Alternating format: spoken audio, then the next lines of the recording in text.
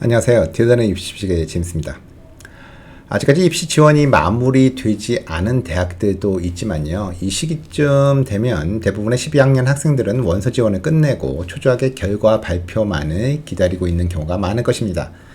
사실 원서 작성이라는 그동안의 힘든 과정을 끝내고 이젠 맘 편히 쉬면서 기다렸으면 하는데 불안한 마음은 이내 가시지를 않을 것입니다. 내가 잘 썼나? 좀 더 뭘 어떻게 해야 하지 않았을까? 이미 원서를 제출했음에도 불구하고 자꾸만 불안하고 미련이 남습니다. 그렇지만 저는 여러분들께 이쯤에서 그만 걱정하라고 말하고 싶습니다. 물론 여러분들 눈앞에는 합격, 대기, 불합격의 단 3개 갈림길에서 합격 말고는 다른 살 길도 없고 그나마도 내가 선택하는 것이 아니고 대학의 선택만을 기다리는 상황이기 때문에 불안하고 걱정이 되는 마음이 드는 것은 당연할 수 있습니다. 그러나 여러분들께서 아셔야 되는 것은 합격, 대기, 불합격의 판정을 받는 것은 여러분들의 원서이지 여러분들의 인생은 아니라고 하는 것입니다. 여러분들의 사촌 형들이나 부모님이 대학에 입학할 때와 지금은 비교도 못할 정도로 어려워졌다라는 사실을 아셔야 됩니다. 그분들은 합격하고 여러분들은 그렇지 못하다고 해서 여러분들이 그분들보다 못하다라고 말할 수 있는 사람은 결코 없을 것입니다. 지난번에도 영상에서 언급을 한 바가 있지만요. 대학들은 점점 더 많은 지원자들이 지원하기를 조장하고 있고요. 소위 명문대라고 불리는 대학들의 경우 탈락하는 학생들의 그 상당수가 그 대학에 합격하기에 충분한 자격 조건을 갖춘 학생들이었습니다. 이것이 현재 입시 상황이고요. 따라서 오늘은요, 이러한 현실을 충분히 인지하시고 앞으로 다가올 결과에 따라 어떻게 반응해 나가야 할까를 미리 생각해 보는 시간을 갖도록 하겠습니다.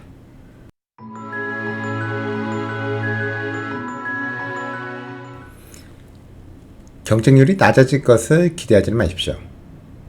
기록적인 경쟁률은 매년 갱신이 되고 있습니다. 대학들은 올해도 최대 지원자들이 몰려서 기록적인 경쟁률을 기록했다라는 내용의 뉴스를 매년 연례 행사처럼 발표하고 있는 상황이기 때문에 더 이상 그런 뉴스에 민감하게 반응을 하거나 놀랄 이유는 없습니다.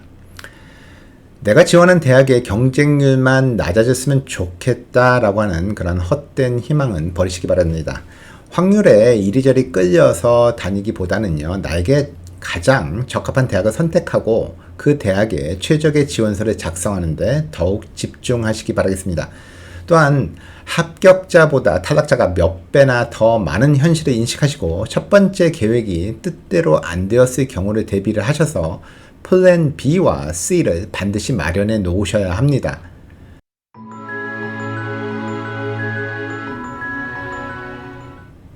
자, 그럼 합격자들의 경우에 합격 발표에 해야 할 일에 대해서 알아보죠.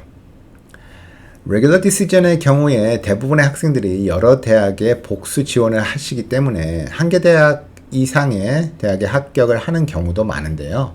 따라서 이럴 경우에 학생들은 부모님들과 충분히 상의를 하셔서 학교를 결정해야 할 것입니다. 많은 대학들이 보통 3월 중순에서 4월 초 사이에는 합격자 발표를 하게 되고요. 합격을 했을 경우에 학생들은 그 대학에 정식 등록을 하기 전에 미리 등록을 예약하는 의미로 디파짓을 하게 되는데요. 미국의 거의 모든 대학들은 같은 날짜인 5월 1일까지 이 디파짓을 내야 하셔야 되고요. 따라서 이날을 내셔널 디파짓 데이라고 부르기도 합니다. 따라서 이날까지 최소한 한 달 이상의 시간적 여유가 있기 때문에 합격 제안을 받은 대학들 간의 재정 지원 금액 비교나 가능하다면 직접 방문 등을 통해서 신중히 검토를 하시고요. 그런 다음에 최종 결정을 내리시면 되겠습니다. 일찍 합격자 발표를 했다고 해서 더 일찍 디파짓을 내도록 요구하는 대학들은 없습니다만 뭐 1학기 수강 신청이나 기숙사 배정, 스페셜 프로그램 신청 등은요 대부분 선착순으로 이루어지고 있기 때문에 만일 합격 제한이 온 대학이 여러분들이 가고 싶었던 대학 중에 하나이고 또한 그 대학에서 받은 재정 지원 금액도 어느 정도 뭐 지불이 가능한 범위 내에 있다면요 뭐 가능한 빨리 디파짓을 내시는 게 좋습니다. 일부 대학들은 등록을 위한 디파짓과 기숙사 배정을 위한 디파짓을 따로 요구하는 대학들도 있다라고 하는 점을 아시기 바랍니다. 따라서 뭐 나는 등록 디파짓을 냈기 때문에 알아서 내 기숙사 방도 정해져 있겠지 하고 손 놓고 있다가는 제일 안 좋은 방을 차지하게 되실 수도 있습니다.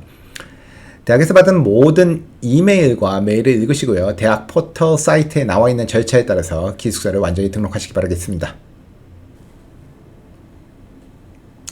욕심은 가끔은 선택 장애처럼 보이기도 하죠.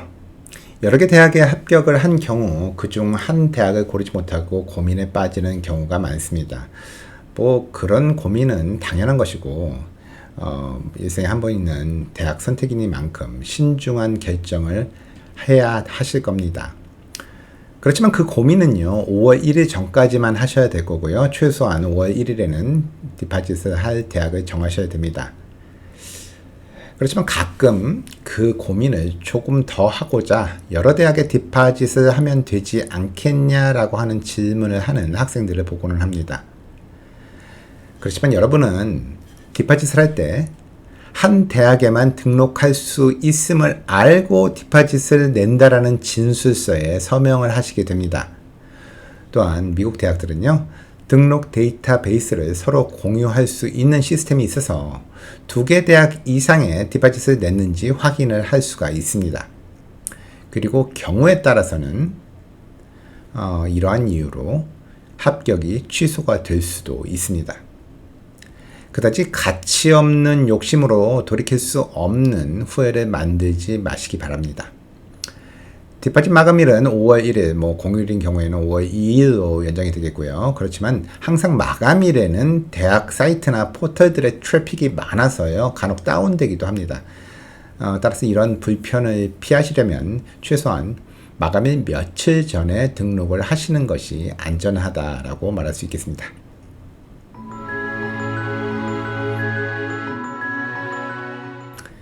다음은 웨이트리스트에 오른 경우에 대해서 말씀드리겠습니다. 안타깝지만 대기 명단의 학생들이 추가 합격에 성공할 확률은 그다지 높지는 않습니다. 그럼에도 불구하고 대부분의 대학들은 100명도 채 안 되는 자리를 위해서 몇천 명의 대기자 명단을 확보해 놓고 있고요. 대부분의 상위권 대학들의 추가 합격 비율은 5% 이내에 불과합니다. 이러한 이유에서 대기 명단에 있는 학생들에게 추가 합격에 너무 큰 기대를 걸지 말라고는 조언을 해주고 있지만 그럼에도 불구하고 대기자 명단에 남아 있겠다라고 한다면 다음과 같은 행동을 취하시는 게 좋습니다. 우선 대기자 명단에 들어가겠느냐는 제안에 일단 수락을 하십시오. 다음으로는 해당 대학의 여러분 지역 담당 카운슬러나 입학처에 이메일을 보내셔서요. 해당 학교에 입학하고 싶은 강한 의사가 있음을 어필하시기 바랍니다. 만일 원서를 접수하고 난 이후에 발생한 새로운 정보, 새로 시험을 SAT 시험을 한 번 더 봤는데 그 성적이 굉장히 올랐다든가 수상 기록이 있다든가 또는 뭐 클럽이나 엑스트라 커리큘러 액티비티에서의 새롭게 리더십 포지션을 받았다라든가 하는 등이 있다면은 이에 대한 내용을 함께 보내시는 것이 좋습니다. 때론 여러분 고등학교의 카운슬러에게 현재 상황과 여러분들이 그 대학에 상당히 큰 관심을 가지고 있다는 것을 알려주시는 것도 도움이 되고는 합니다. 모든 학교의 카운슬러가 그렇지는 않지만요. 일부의 경우에는 카운슬러가 해당 학교 입학처에 여러분들의 의사를 대신 전달하기도 합니다.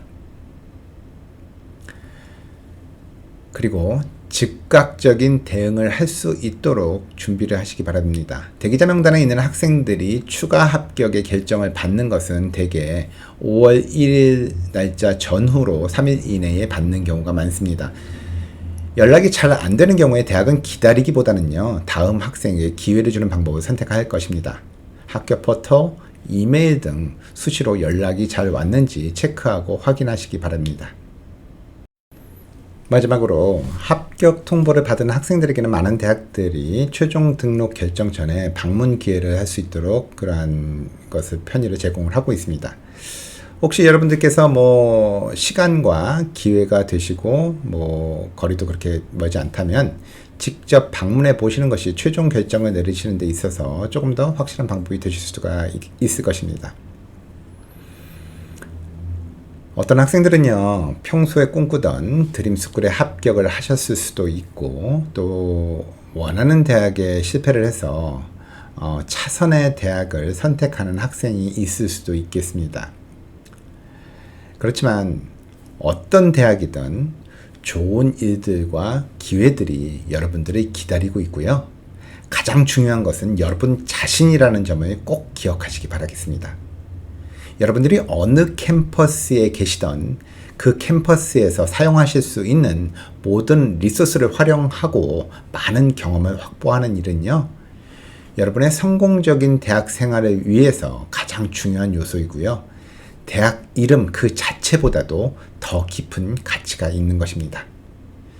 지금까지 입시 전문가 제임스였습니다. 감사합니다.